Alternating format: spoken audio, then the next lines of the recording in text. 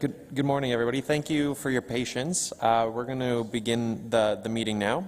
So this meeting of the Committee of Adjustment is being called to hear applications under the Planning Act for minor variances and/or consents. This is a statutory public meeting. Anyone having an interest in any of these applications today may make oral or written submissions for the committee's consideration. And I'd like to assure the public that this committee did receive numerous written submissions, and we have read them. Then the committee will then render a verbal decision this date, and the agent or its applicant will receive a copy of this committee's decision in writing via email within 10 days of this meeting. Each application will proceed the same way. The planning staff and planning coordinator will introduce the staff recommendation, outline the report, and as listed on the city's website. At that point, I will advise the committee of any late written submissions that were circulated just prior to this meeting.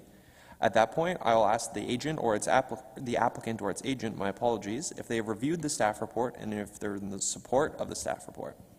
Then I will advise any parties in opposition to make oral submissions, and I kindly ask anyone here to, sorry about that. I kindly ask anyone who's here who wishes to provide oral submissions that they avoid repeating comments already made by previous parties. At that point, my fellow committee members will ask any questions of the party in opposition, city staff, or the applicant. Finally, the applicant or its agent will have an opportunity to provide submissions if they choose to do so. Eventually, this committee will pass a motion to approve, reject, or defer that application. So the first order of business today is to approve the minutes as circulated a few weeks ago. So can I get a motion? Member Hanna, thank you. Can I get a second? Member McCall. So all in favor of approving the minutes as circulated? And it passes unanimously. Thank you. And then the final piece of housekeeping is I ask that any of my fellow committee members that have pecuniary interest in any of the applications, please this. Yep, Member McCall, can you advise the committee? Thank you, Mr. Chair. Yes, I have a pecuniary conflict of interest on item 6.9. 52 Edge Hill Drive. I have submitted the written form on the city's website, so I will recuse myself when we get to that. Thanks, Member McCall. Well, we just ask that you step behind, as you're more than aware. So at that point, I think we're ready to go. So we have some unfinished business. That's application A 2023-111. That's 15 Catalina Court. If I could have the applicant please come forward, and when ready, can I please have the staff? Can I have the staff introduce the application? Thank you. 15 Catalina Court is an application proposing to construct a detached additional dwelling unit as well as an attached additional dwelling unit within an existing semi-detached dwelling for a total of 3 units. Variances are being sought to permit a reduced lot width and for 3 parking spaces to be located within 6 meters of a street line rather than 1 space. The application was heard in September but was deferred as details of the grading plan have been further evaluated.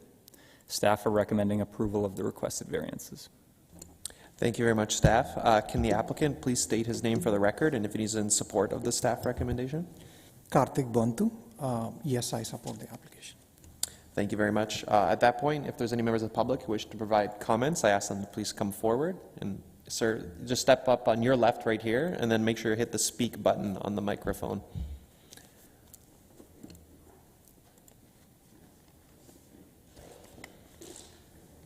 And then when you're ready, please state your name for the record.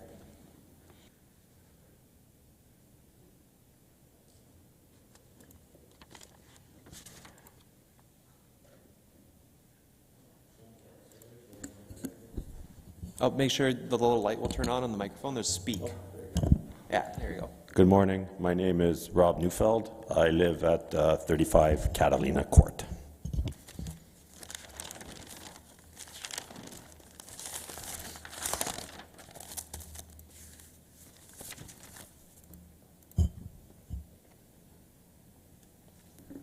If your committee's ready for your comments. Sorry if that was unclear. First thing, I was watching the video of the last meeting, and there were a lot of things that I didn't understand on it. I was hoping I could just ask a few questions before. First of all, I submitted a list of names opposed to this last time I was here, it wasn't sufficient enough, so I submitted another list of names with email addresses, phone numbers, and postal codes and everything. I hope you got that.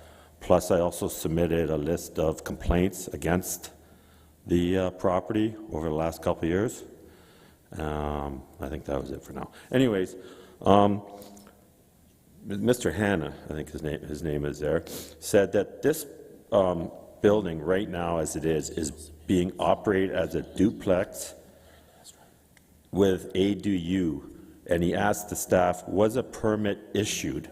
They never answered the question. They just said that is why we're here now, to get permits to make it into a duplex. But he said it's already being used as a duplex. It was never answered, the question.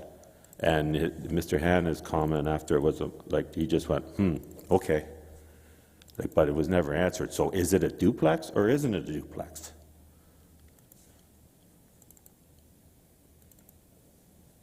I guess I can direct staff if they wish to. Through the chair, the proposal is to convert the existing semi-detached into a duplex, which is considered an additional attached dwelling unit, and also to construct a detached additional dwelling unit in the rear yard. Thank you, staff. And the member Hanna? If I can just clarify too, I was under the impression that there was an existing 2 units in the existing dwelling. I was corrected. I will be asking the applicant why there are no floor plans for that unit, though. Okay, and also back then, it was asked of the owner how many people actually lived in the building. At the time, he had no idea, for whatever reason. He said he was going to ask whoever looks after the building and get back to us with that answer. Have we got an answer on that?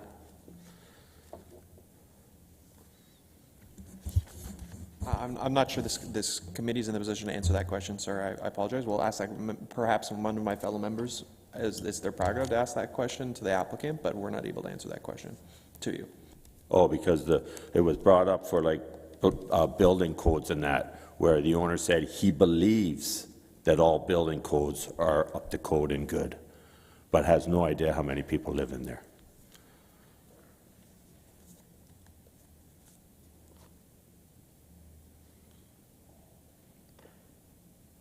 No, oh, no, we didn't. We're not going to find out how many people live in there. No, okay, sorry. So also, Mr. Hanna said there was significant concern and will not be supporting the last time. He said the property is not large enough for 3 units, but maybe 2. One of his comments was, "You're not going to change the size of the lot." So, to me, that sounds like there's no possible way that they can have 3 units on this lot. Is that correct? I don't remember verbatim what member Hanna said. He's a very skilled and experienced urban planner, so I know Just to clarify, it'll be up to the committee today to decide the fate of this application. I still have concerns. I'll express them when the time comes. Okay? Okay, thank you. Also, there was a concern about a grading plan. There was no grading plan. Now, that concerns me a bit because my yard is attached to this backyard where this ADU is going to go. So if they grade that to put this building in, is there going to be like a retaining wall put in or something so that my yard just doesn't flow away in the rain or anything like that? Or how's that going to work? Is that on the plans at all? Because I haven't seen any plans. If I can help, we do have a grading plan. The applicant has been nice enough to provide one, and we reviewed it, and the grades along your property line are staying the same. I will have questions of the applicant about the grading plan. Okay? Okay, thank you.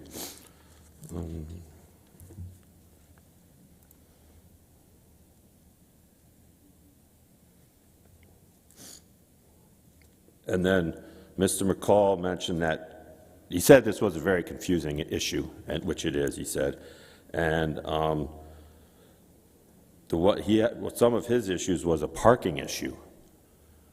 Now, is that still an issue, the parking, or has that been changed too? How is that going to work?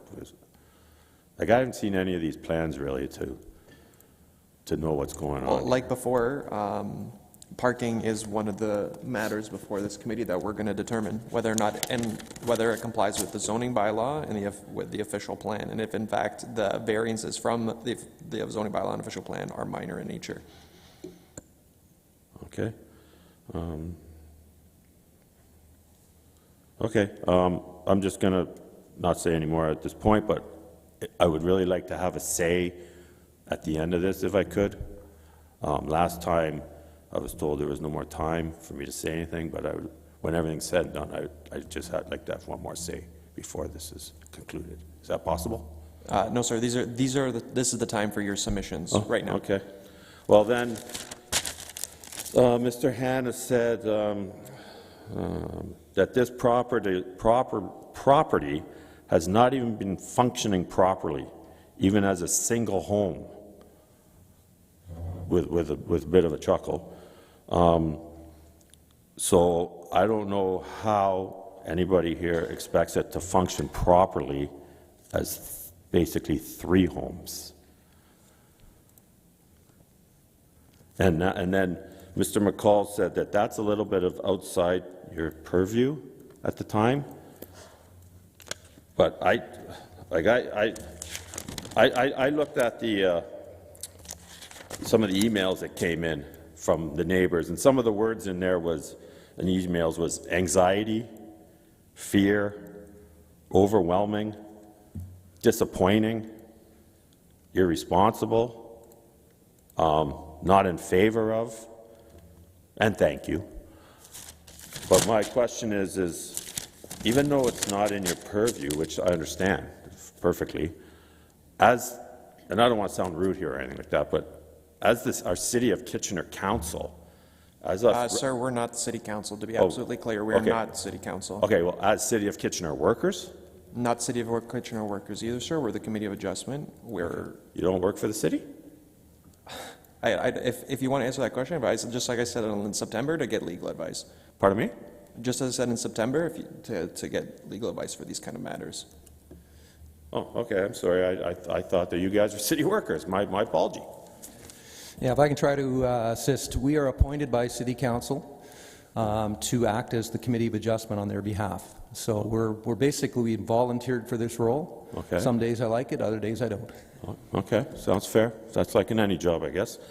So anyways, like I said, I don't want to sound rude, but when we have all the facts here on the table and we see what is trying to be done here, and the complaints, and like there was even another complaint in October of this year, even after the meeting in September.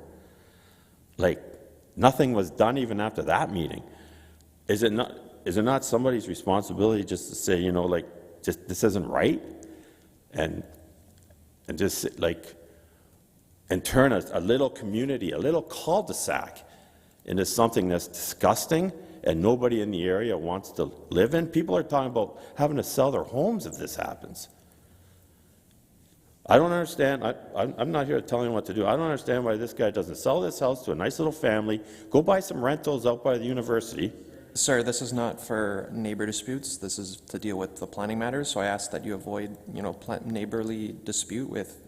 Okay, and then, well then, I would like to say that we're not happy with our little neighborhood being turned into somewhat of an Ezra Avenue in Waterloo. It's a garbage dump. It's disgusting. I've lived there since 2007, never complained once. I turned a blind eye to it. I wish I would have complained every day, because that complaints list could be 2,000 deep.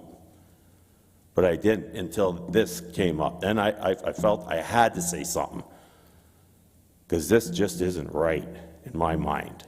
And I'm hoping that you guys see it somehow the way we see it as the neighborhood here, that this just isn't right.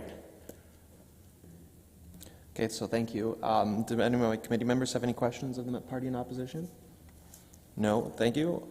Your comments are received, sir, and I apologize if we did sound dismissive, but I'd like to remind you that we deal with planning matters here, not neighbor disputes. And my fellow committee members will be making the decision based on the Planning Act, the official plan, and the zoning bylaw, not the neighbor dispute. I just Okay, want to make that but clear. it affects the neighborhood, what you guys decide, right? We make the decision based on the official plan and the zoning bylaw and the 4 tests set out in the Planning Act to determine whether or not a variance is in fact minor in nature. Okay, so you change the rules a little bit to make people be able to build and do what they want? Is that how it works? Hey, man, I'm just asking. Sir, that question is very inappropriate to ask. There's no rules being changed. We follow the Planning Act and the 4 tests set out by Queen's Park in the Planning Act to determine whether a minor variance is in fact minor in nature. But a minor variance is changing something, isn't it? Like, in the literal sense, I guess so. Okay, thank you. That's all I'm wondering.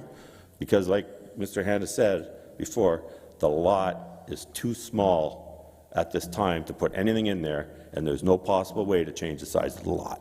That's all I'm saying. Thank you. Thank you. If there's any other parties here to provide oral submissions, I ask them to please come forward at this point. And I'm satisfied that there isn't, so then I open the floor to my, sorry, give me 1 second.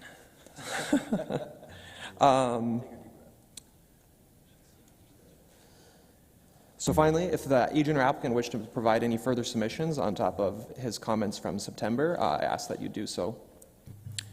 Yeah. Yeah, I just want to follow up on a few items that my neighbor has raised. So we cleaned up the property for one of the complaints, and out of a sudden, like, a lot of garbage comes onto my property's lawn. We get another complaint, and we clean up that, and after 2 days, the property is vacant now. It's been vacant for the last 1.5 months, and we get garbage from somewhere. Like, I don't know from where we're getting this garbage, and we get constant bylaw complaints from these. And we just go there, clean up all the mess. So that's one. And we did get a complaint in regards to the building codes. A building inspector was in the house, and he verified there were 5 people living in the house. And we do have 4 bedrooms, and he said, like, everything is up to code. So I think those are the 2 follow-up items that I would like to. Thank you, sir. And I open the floor to my fellow committee members to ask questions of the applicant or staff. If not, look forward to a motion we can make. Member Hammond. Mr. Chairman, I got lots of questions for the applicant. I didn't know if I heard correctly. Are you the owner or the agent? I'm the owner. The owner? Okay, perfect. Thank you very much, by the way, for the grading plan. It's helpful. When I went up to see the site, the first thing I noticed, there's a shed that I'm assuming you're keeping lawn equipment, et cetera, in. It's not on the proposed site plan. Where is it going? So we are getting rid of that shed, and previously we were using that shed for storing garbage bins, like the tenants were using that for that. And we did remove that shed at this point to clear that lot. And as part of the new building drawings that we submitted to the city, we are putting the garbage bins inside, like under the cabinets in the kitchen itself, just so that like everything, the garbage is stored within the house itself. Okay, one of the complaints from many of the residents deals with kind of property standards issues, mowing the grass, et cetera. Where are you storing the lawn? So it's been outsourced to a landscaping company. So they come in every 2 weeks and cut the lawn. Because we've had this issue last year, and we addressed that this year. That way, like, we didn't have any issues with property standards. Okay. On the site plan, you have noted existing driveway, but based on my inspection and your grading plan, it looks like you are widening that driveway off of the side street, and you're also raising it up about 3+ feet next to the proposed ADU in the backyard. Is that correct? No, so we are keeping the existing driveway as is, but then we are creating another driveway in the front of the property. We did get the permit for that. Okay, but based on my site inspection, the driveway off of the side street is narrower now than what you're proposing to show on your site plan. Yes or no? I would just have to review the site plan once again, just to make sure the measurements are right. Okay. If it says like we are expanding the driveway, then sure. Like, I just want to make sure like we have it. The last time I went there and took a look, we were able to park 2 cars side by side without an issue. So I just want to make sure like with my designer that he accounted for that, or like if he put a little bit more driveway needed. Okay, my bigger issue is that you're raising, it looks like you're going to have to rip up that entire driveway and redo it because you're raising the elevation of the driveway close to the unit by almost a meter. Is that not correct? No, I don't think we are raising any elevations. We're just keeping the existing elevations as is. Okay, I'll ask the same question of staff eventually, but I know how to read a grading plan, and that's what's going to happen. Why no plans for the existing semi to show the 2 units being created? You've done a wonderful job of giving us the site layout for the ADR in the backyard, but you haven't done it for the semi.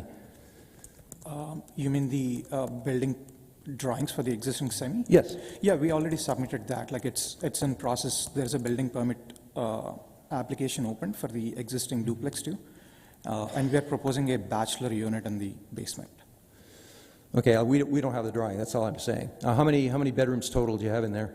So once everything is done, we'll have 3 bedrooms in the main floor and second floor, and we'll have a bachelor suite in the basement. Okay. And how do you intend to service water and sanitary the proposed ADU in the backyard? We'll just use the existing, like we'll cut the underground in the existing semi, and we'll have enough slope. We did check with my plumber to make sure we have enough slope. Okay, so you're going to have 1 service to the property still? Yes, Okay. that's right. All right, I have a couple questions for staff, if I can carry on. Can I ask a question to staff? I'll butt in. Sure. The second driveway, is there a way that the city would block the new curb cut if we granted that second driveway onto the property? If that question made sense? It would, sorry, block? Because we're building a second driveway, it looks like we'll need, if we're approved, and we need a second curb cut. So is there a way that the applicant could get kind of stuck, that the committee has approved this second driveway, but they can't get a curb cut? No, through the chair, the proposed driveway on the short side of Catalina complies with zoning. Okay. Thank you. And then Member Han. Yeah, just getting back to the grading plan, am I not correct that they're going to be redoing that driveway and raising the elevation? Thank you. Through the chair, the grading does show that increase, but looking at the site now, it is also on a slope. Like the existing driveway also slopes up, so it'll be a slight increase, but it won't be much different than the existing scenario that's there today. I'll argue with you on that one, but it's marginal right now. It's going to slope up. So, question 4, and I'm glad we've got Garrett here today. I know when the original report was done on intensification for 2-unit and 3-unit, I recall thousands of properties qualifying in lot area and frontage. Could you help me out with a number?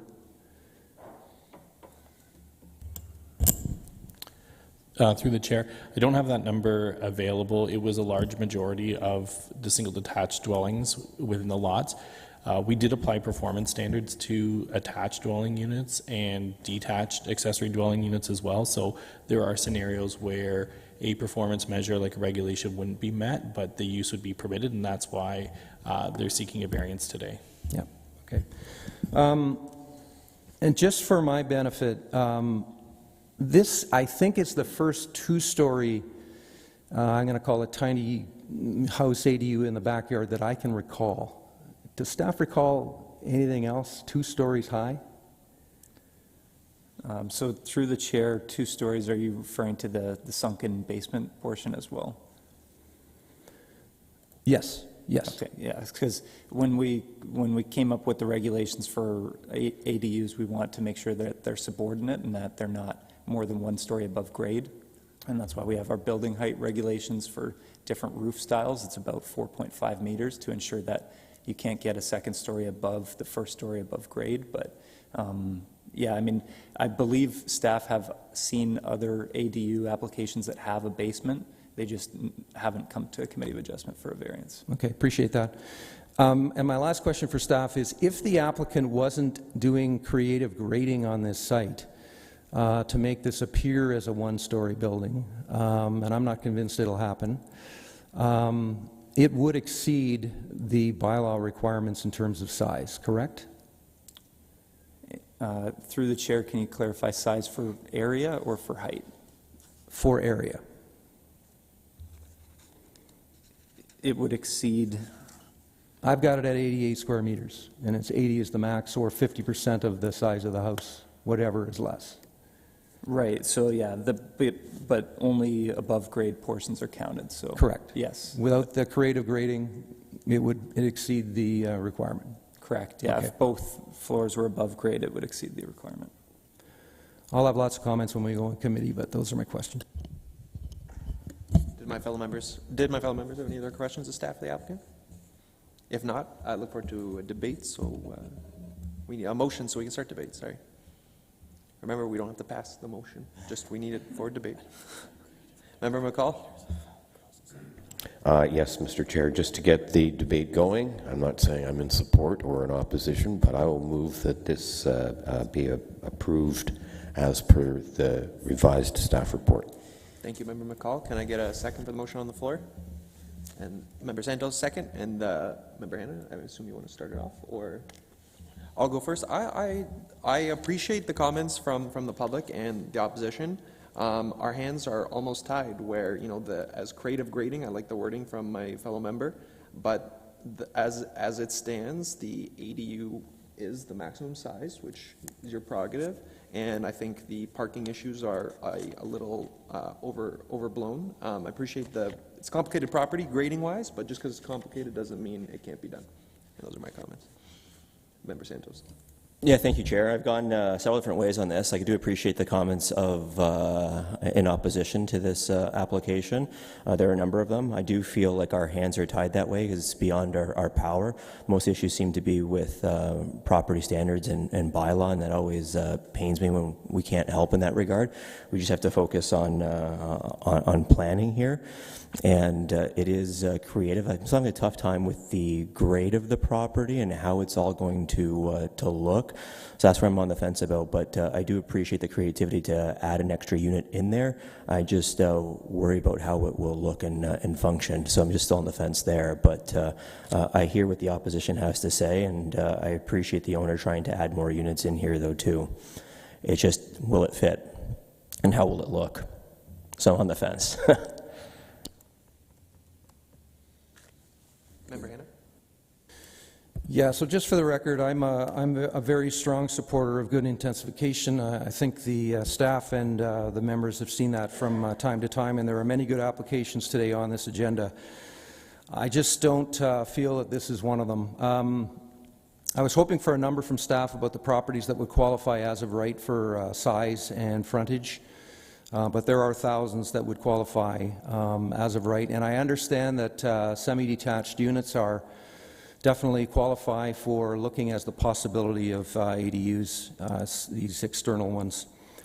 My problem is I'm just not seeing the intent of the bylaw being achieved here. Right now, as proposed, this tiny little house is 84% of the size of the semi that exists. The bylaw says 50% of the size of the existing house or a certain size. It's 80 square meters max, whatever is less.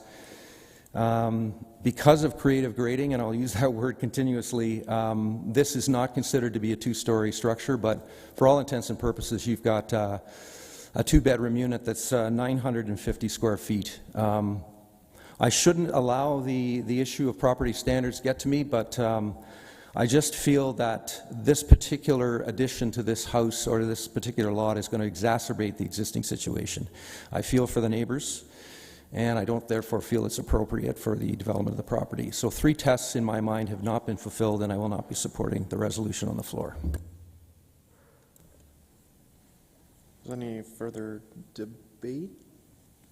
No, I don't have any further comments, so I guess we'll put it to a vote unless anyone, or Member McCall, did you have something to say? And pardon me, Mr. Chair, I'm thinking a little slowly here today. I had not taken into consideration the fact that this, according to the bylaw, will be a one-story structure, but in actual fact, it's like a raised bungalow. And the basement of a raised bungalow is not considered part of the floor space. This is a complicated one, and I believe I said that back in September. To echo my colleague's comment, I don't like to get into the issue of property standards, but it is tough to see a whole neighborhood upset, and with some justification upset about the intensity. And I, like Member Hanna, I'm a big supporter of infill development to solve or attempt to solve some of our housing issues. Again, like Member Santos, I'm kind of sitting on the fence on this one. We have to intensify because you grow up or you grow out. I'm not sure that this is the correct solution for this property, so I need a minute or two more to mull it around in my brain before I'm prepared to commit one way or the other. If anyone else on the committee has any further comments that might help me make a decision, that'd be helpful. Yeah, I appreciate it. Through you, the chair. That's why we're here, to have a healthy debate and learn, and you read the package, but when you get here, you sometimes find out new information. And reading, I liked it as far as the corner and taking advantage of having two driveways and adding more units. We are in a housing crisis, so adding more units is better. But taking a closer look is just the height of that ADU and how it's going to fit. I'm having a tougher time with. So I'm on the fence. I'd rather err on the side of caution. So I will vote in opposition to this proposal. Personally, I think when you go, I guess it was westbound, when you're driving towards the court on Catalina, I mean, you see the back of the house. It basically looks like a three-story house when you're on the property. I think it's just more of the same when they're putting that ADU in the back. And I just wait for Member McCall's thumbs up for when he's ready to vote. I think everyone else is ready to vote. Sorry, Member McCall. So all in favor of the motion on the floor, which is to approve, and then all opposed to the motion on the floor? So, sorry, Member Gambiti, did you vote for or against? I didn't see. Approved. So Member Gambiti, Member Pateman for, and then Member McCall, Member Hanna, and Member Santos against the motion on the floor. So the application is denied.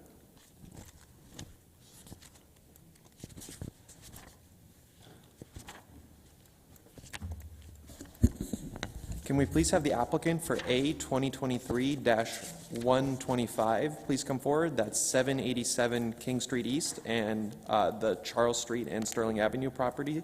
And when staff is ready, please introduce this application.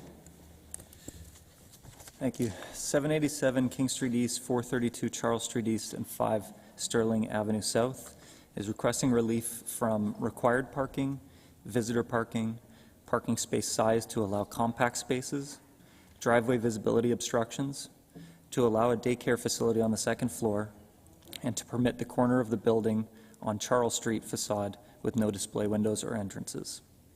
These variances are required to facilitate the redevelopment of the lands with a high-intensity mixed-use development consisting of 2 residential towers of 33 and 37 stories in height and 2 stacked townhome buildings facing King Street, in total containing 932 dwelling units, as well as a podium with commercial units, including grocery retail.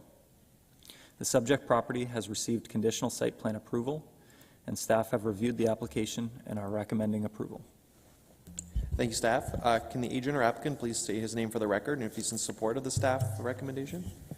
Good morning, Mr. Chair. Dave Aston with MHBC Planning and Melissa Visser with MHBC Planning. And just so that you're aware, our clients from Linvest are monitoring online somewhere, and we are all here in support of the recommendation and want to thank staff for working with us through this process. It's been some time as we've been looking at options to redevelop the site.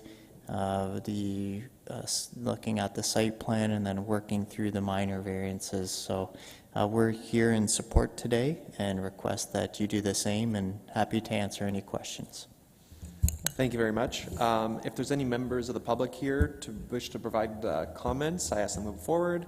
I don't think there are, and I believe that if you wanted to provide further comments for the committee's consideration, we're happy to listen to. If not, I open the floor to my committee members.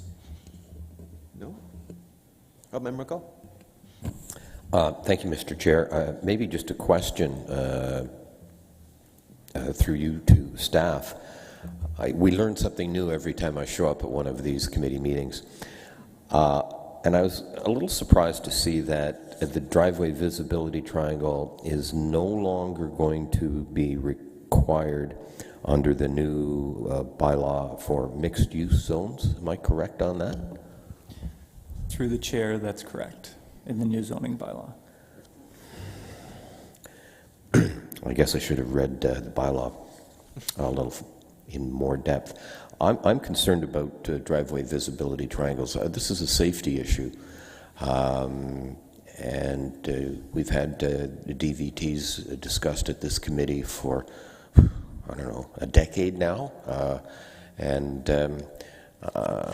I'm maybe through you, Mr. Chair, to the applicant. Was there not some way that this could be redesigned, or not redesigned, but designed in the first place to have driveway visibility triangles? I guess that's my question.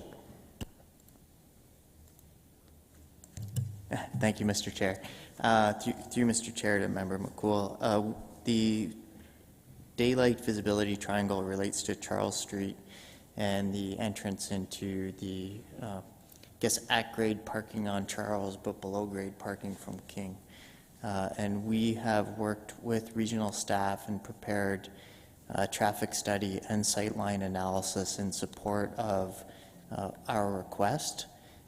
So it's our understanding that there's support from the region on the request, and that matters of public safety were addressed through the traffic analysis and regional review and support of the request.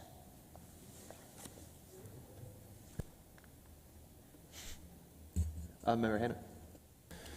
Firstly, I just want to commend staff for an exceedingly well-written report. I think this is one of the best ones I've read. What I gathered from the report is that most of these variants would be non-existent if the new bylaw were in effect, and it's only being held up by the Major Transit Stations initiative. Can you just clarify that? Thanks. Through the chair, that's correct.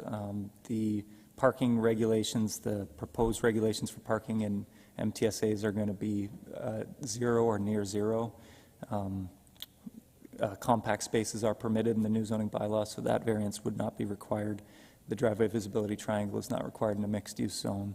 And just to further Mr. McCall's comments, the reason for that is because the setbacks in mixed-use zones are less than 4.5 meters. We want the buildings located close to the street. So if you required them to be, if you required a driveway visibility triangle, it would be impossible to locate a building 2 meters from the street line without the building itself being in the driveway visibility triangle. And yeah, same goes with a lot of the other regulations, the daycare regulation as well. A lot of these would not be required under new proposed zoning. Thank you. If we could get a motion to start the debate, Member Hanna. I'm going to move the staff recommendation. I think this is a great application. Can I get a second? Member Santos, second. Thank you, and I'll put my 2 cents. I like the application. I'm a little sad that the Charles Street, considering that's where the LRT station is, isn't going to have any windows. That's the right word. But overall, good application. We can't have everything. So unless anyone had 2 more cents. No. All in favor? Oh, Member Santos, you had 2 cents. No. Okay. So all in favor of the motion on the floor, and it passes unanimously. Thank you very much. Thank you.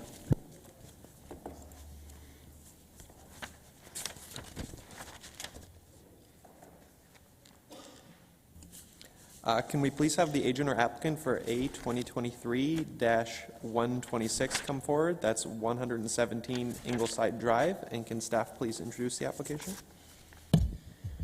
Yes. So 117 Ingleside Drive, this is an application for minor variance to allow a detached accessory dwelling unit within the rear yard of a semi-detached dwelling unit, requesting relief from the regulations for minimum lot area and minimum side yard setback of the existing principal dwelling, the semi-detached. Staff have reviewed the application and are recommending approval. Thank you very much, staff. Can the agent or applicant state his name for the record and if he's in support of the recommendation? Good morning. My name is Milton Gomez. I am representing the owner of the property. We have run through with the staff, and we think it's a really opportunity to create a new small unit for a family, and the variance seems to be like reasonable to be done. Thank you. If there's any members of the public who wish to provide comments, I ask them to come forward, and I don't believe there are. So I open the floor to my fellow committee members. I don't believe there is. If not, I look forward to a motion. Member Hanna? I'm going to move the staff report. I think this is a really nice design, well functioning, and it's caught by the fact that you've got a kind of a pie-shaped lot. So I wish you well, and hopefully the committee will support you. Can I get a second for the motion? Oh, Member McCall, second. There you go. So I open the floor for debate. I like it too. Funny lot, but I like good development. All in favor of the motion on the floor? And it passes unanimously. Thank you. Complex, an attached additional dwelling unit. It's requesting relief for the first parking space to be located 0 meters from the street line and to reduce the width of a parking space to allow for side-by-side parking spaces. Staff have reviewed the application and are recommending approval. Thank you. Can the agent or applicant please state his name for the record and if he's support of the staff recommendation? Just make sure you press the speak button. Sorry about that. Now you're in business. Hi, good morning. My name is Carlos Medina, and I'm representing the owner as the agent for 52 Sabrina, and we support this. Thank you. If there's any members of the public who wish to provide comment, I ask them to come forward, and I don't think there are. Did you wish to provide any comments for the committee's consideration? No. No. Any questions of staff or the applicant? No. Member Hanna? Yeah, I'm going to move the staff recommendation. I remember this application before. I just want to thank the applicant for providing the plans. They make sense. And I'm going to move the staff recommendation. Can I get a second? Member Santos, second. Thank you. No debate? No debate? All in favor of the motion on the floor? And this one passes unanimously. Thank you very much. Thank you.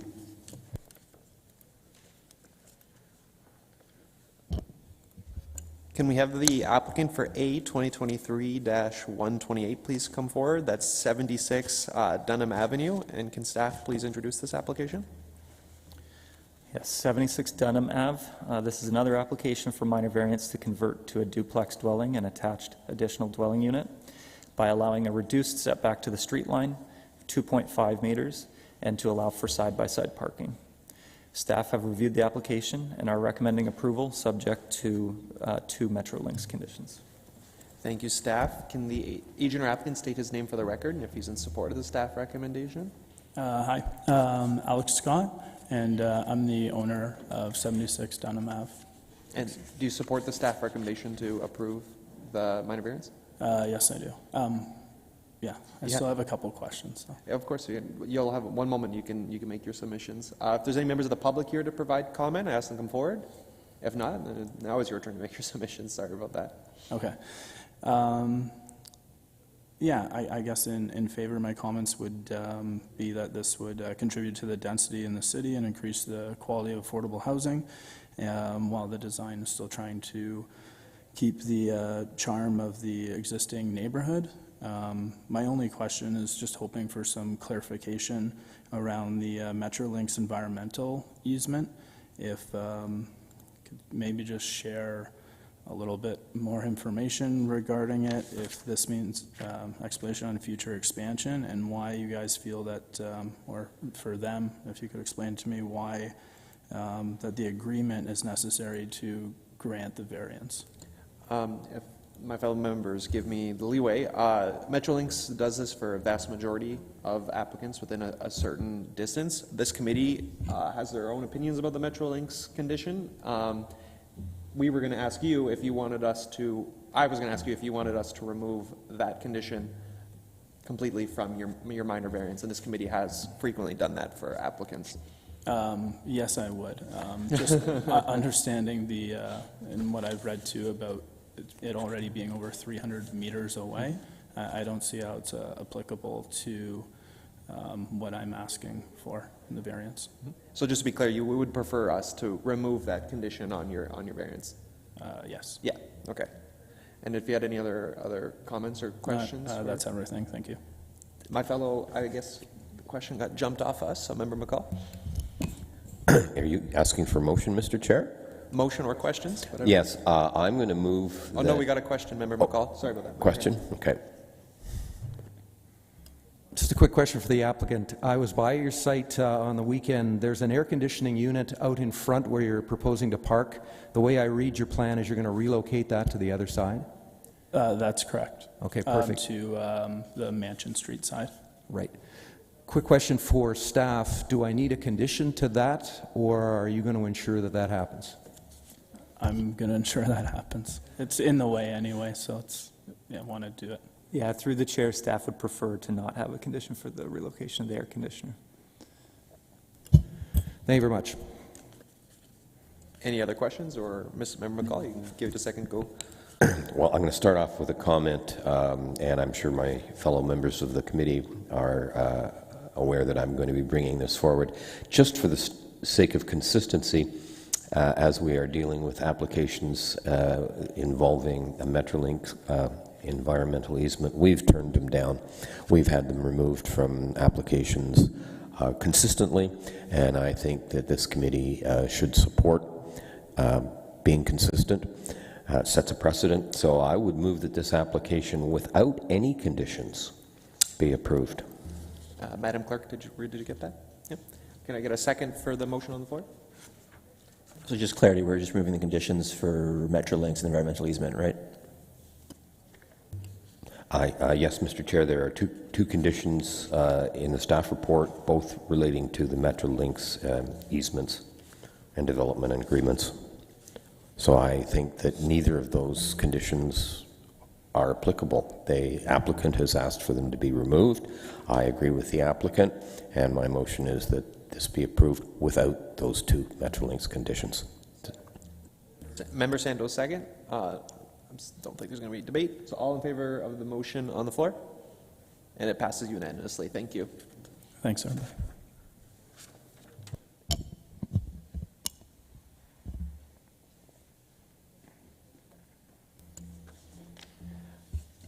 Can I please have the applicant for A 2023-129 please come forward? That's 600 Queen Street South. And can staff please introduce this application? Yes, 600 Queen Street South is an application for a minor variance to allow an obstruction into the driveway visibility triangle to facilitate a 12-story residential care facility. Staff have reviewed the application and are recommending approval. Thank you, staff. Can the agent or applicant state his name for the record and if he's in support of the staff recommendation? Good morning, Mr. Chair, members of the committee, staff. My name is Greg Romanick. I'm a planner with Stantec Consulting Limited. I am here and I do support staff's report, their conclusions, and their recommendation. Thank you very much. If there's any members of the public who wish to provide comment, I ask them to come forward. I don't think there are, so I throw it back to you if you wanted to provide any submissions to this committee. Thank you, Mr. Chair. I fully support staff's analysis and their conclusions. I've done my own professional review of this submission, and I believe and feel that it meets the four tests of the Planning Act. I could go into that at more depth if there are questions of the committee. I do note that the proposal has been reviewed in depth by City Transportation Services and the Regional Municipality of Waterloo, and all are comfortable that these minor obstructions should not cause any kind of safety problem for the site. Thank you. No, thank you. So then I open the floor to my fellow members to ask questions of staff or the applicant. No? Then I look forward to a motion. Member Hanna. I'll move support.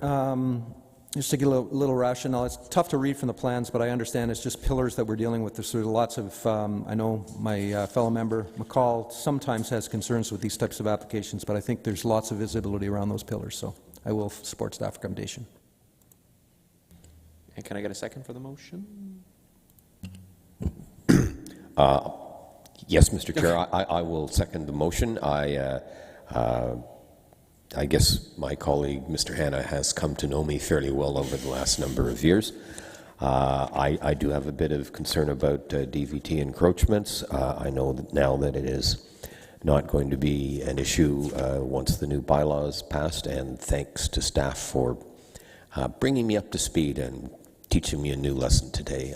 So thanks, and yes, I will second this. Okay, so perfect. If there's no debate, no, I think it's minimal from the staff report. So all in favor of the motion on the floor? And it passes unanimously. Thank you. Thank you, Mr. Chair and committee and staff. Can we please have the applicant for A 2023-130, that's 55 Roxborough Avenue, please come forward, and can staff please introduce this app? Yes, 55 Roxborough Ave is an application for minor variance to allow a garage to project 1.7 meters in front of the front facade of the principal dwelling within the central neighborhoods area, rather than being flush with the building. Staff have reviewed the application and are recommending approval. Thank you, staff. Can the applicant please state his name for the record and if he's in support of the staff report? Yes, my name is Robert Brown. And are you in support of the approval? Yes, I am. Thank you. If there's any members of the public here that wish to provide comment, ask them to please come forward. If not, Mr. Brown, you wish to provide any comments for this committee's consideration? No. No? Anyone have any questions of the applicant or staff? Yeah, Member Santos? No, I just like when you can see an application when it's clear what they're going to do, and I like seeing the plan, so it makes sense to me. So if there's no further questions, I'm willing to put the motion on the floor to approve as presented.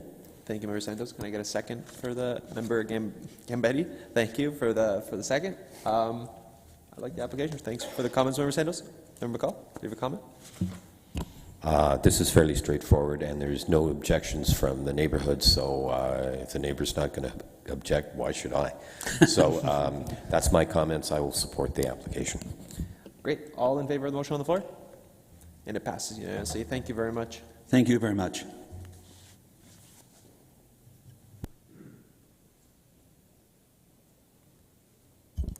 Can we please have the applicant for A 2023-131 through 134?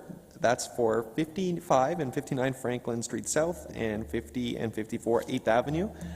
Can please come forward, and can staff please introduce this application?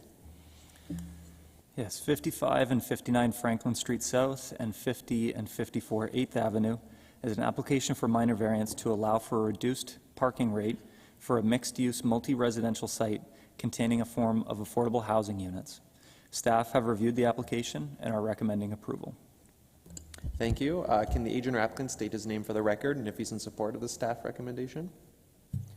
My name is Caleb Miller, representing GSP Group, who is the agent for this application. We have had the opportunity to review staff report and concur with the conclusions and recommendations of staff. I'd be happy to answer any questions. Thank you. If there's any members of the public who wish to provide comments on this, I ask them to come forward, and I don't believe there are. Did you wish to provide any submissions for the committee's consideration? Did you want to provide any comments for the committee's consideration? Thank you. Open the floor to my committee members to ask questions. Member Hanna. So I have a couple for the applicant. You're reducing the unit count by 16, the way I read the report, but the buildings are not changing in size. So do I guess you're going from smaller units to larger units?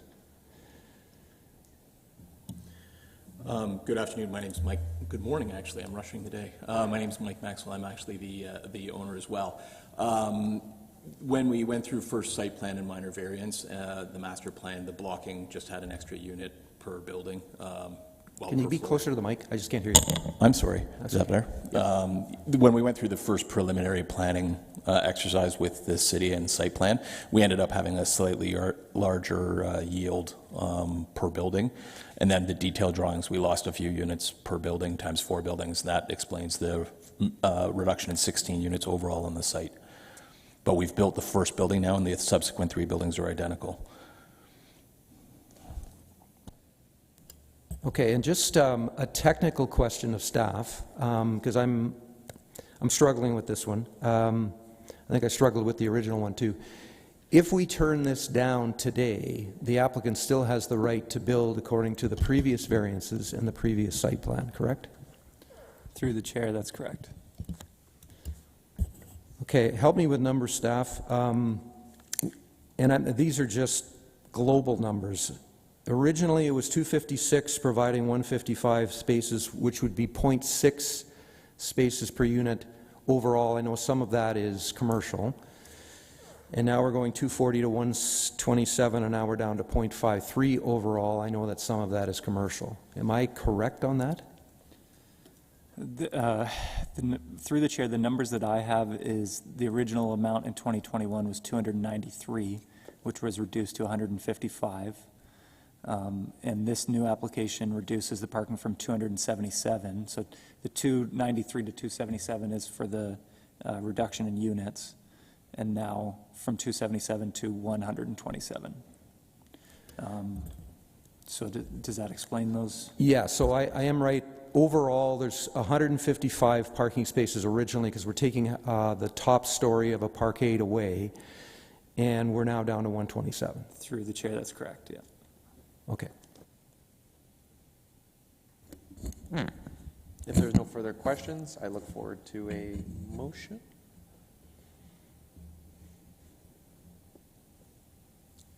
Mr. Chair, I'll make the motion to approve as presented. Thank you. Can I get a second? Member Gambetti, thank you. So that's 2 seconds the motion. Thank you. You know, I appreciate this is seems to be the direction we're going with less parking, and you know that's what the official plan says, that we need less parking as well. I don't see any problem. Member Hay? I just want to make a comment. I was out to see the site. I think the first phase is functioning well. I think ultimately I'm going to be convinced to support this thing, but I want to make a few comments on it. The only reason I'm going to support is there's a large interior area that's an amenity space, which, if push comes to shove, could become more parking if there's a problem. I don't want to see that happen, but I'm just seeing the site allows that to happen. I really wish when the city had done Franklin that instead of putting the bike lanes in, they would have put in on-street parking, because I think that's going to help this. There are on-street parking spaces on 8th Avenue, and I think that's helping me to support this too. And in the city, in its wisdom, I'm just going to put that out there, they should be providing more on-street parking on 8th Avenue, because I think that'll help the commercial units too. So I think I've come full circle, and I will be supporting. Thanks for your comments, Member Hanna. Unless anyone had further comments, we all in favor of the motion on the floor? And it passes unanimously. Thank you.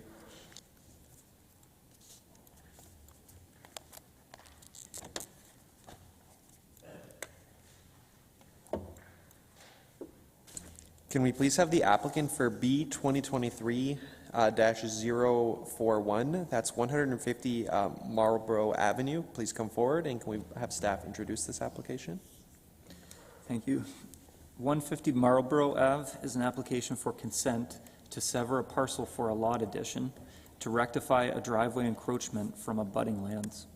Staff have reviewed the application and are recommending approval subject to the conditions laid out in the staff report. Thank you, staff.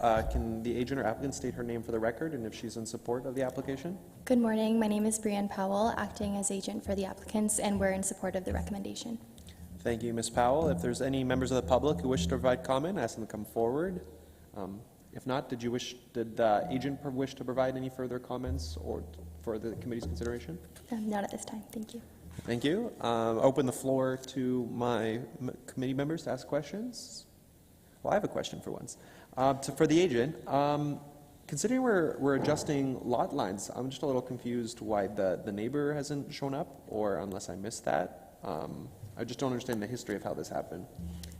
So we act for the insured, who is the owner of 146 Marlborough Avenue. I'm a lawyer at Scarfo & Hawkins.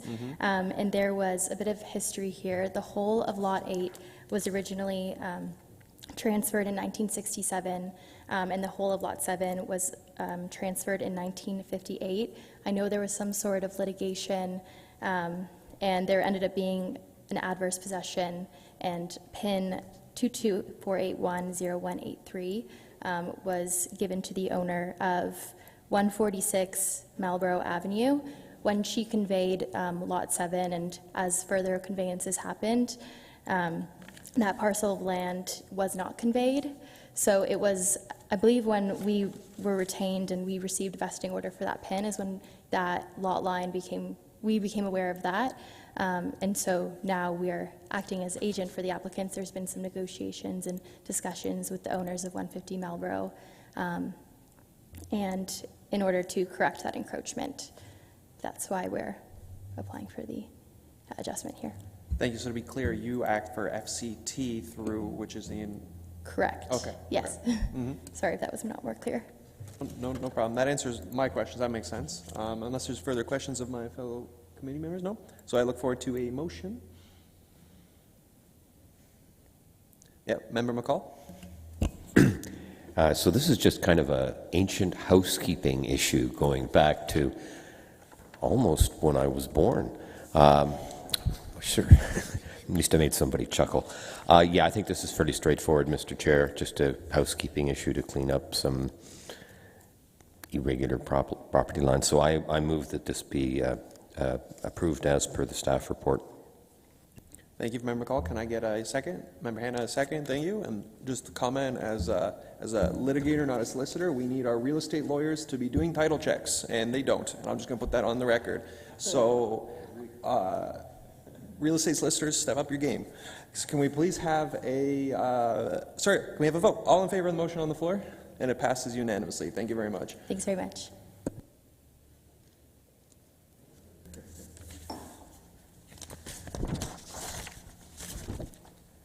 Can we please have the agent or applicant for B 2023-024 and A 2023-135 to 136?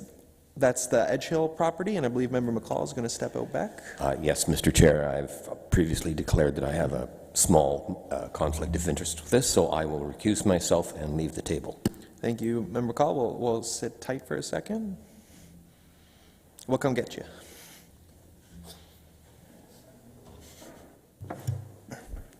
Good morning. I'm the owner of 52 Edge Hill Drive. Just give us 1 second. He's got to get in the back. That's okay. Don't worry.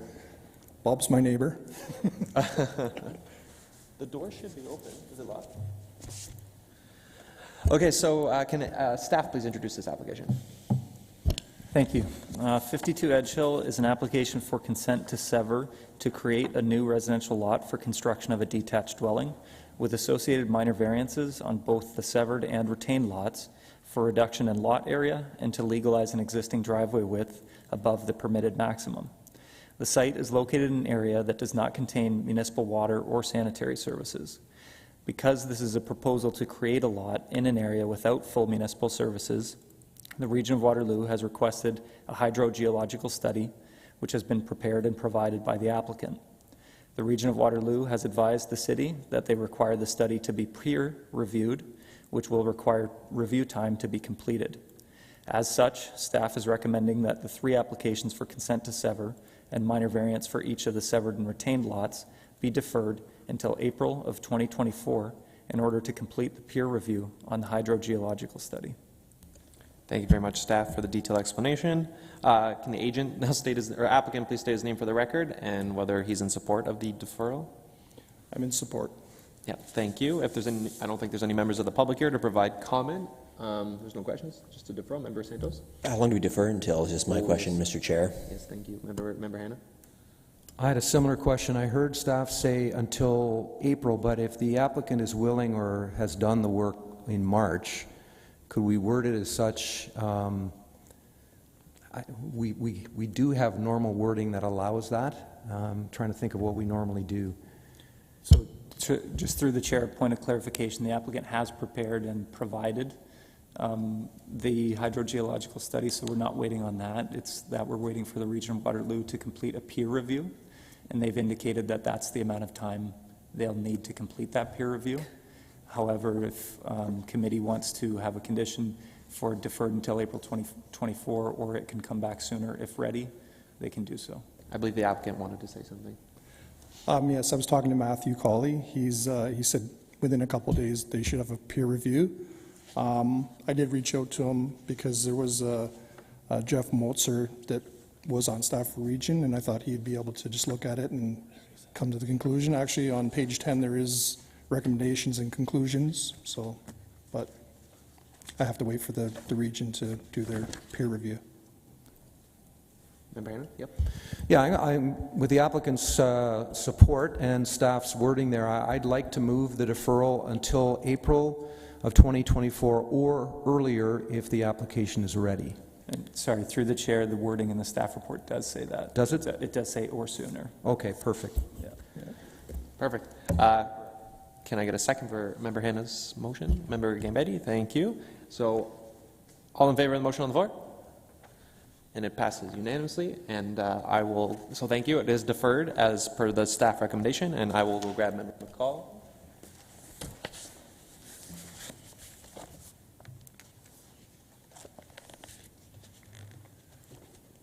So all in favor of can I get a motion to adjourn? Sorry. Member Hanna? Yeah, I motion to adjourn. And Member Santos second. So all in favor to adjourn the meeting? And it's adjourned, so thank you. Thank you, staff.